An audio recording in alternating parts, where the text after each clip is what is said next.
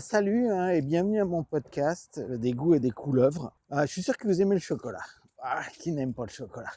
C'est vraiment un truc génial. Sauf que pour ceux qui aiment le chocolat, je vais vous raconter une histoire, vous n'allez pas y croire. Il y a une quinzaine d'années, j'avais une marque de biscuits préférée avec du chocolat qui s'appelait Wafer Chocolate. Et puis j'ai eu un problème parce qu'on m'a détecté du diabète. Donc il a fallu que je fasse attention. On m'a dit il ne faut pas manger des trucs avec trop de sucre, etc. Donc j'ai commencé à regarder sur le dos des boîtes pour savoir ce que je mangeais exactement. Eh bien, figurez-vous que ces biscuits au chocolat, qui étaient marqués en gros sur la boîte, chocolat, biscuits au chocolat, wafer chocolat, en gros, énorme, énorme. Quand j'ai regardé sur la boîte, derrière, il n'y avait aucun chocolat dedans. Donc j'ai regardé un petit peu plus attentivement sur la boîte pour savoir qu'est-ce qui se passait.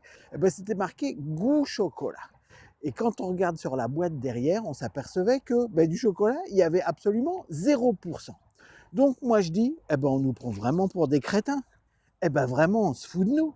Parce que si c'est marqué chocolat sur la boîte, il doit y avoir un minimum de chocolat. Alors j'ai regardé, il y a 2-3 endroits où il dit ah oui, il faut qu'il y ait effectivement, par la loi, ça dépend des pays, il doit y avoir un certain pourcentage de produits, sinon on ne peut pas marquer chocolat. Alors j'ai regardé, et il y a dans des pays ou dans des États, moi j'habite aux États-Unis, où il faut avoir un minimum de 5% de chocolat, sinon on ne peut pas marquer chocolat sur la boîte.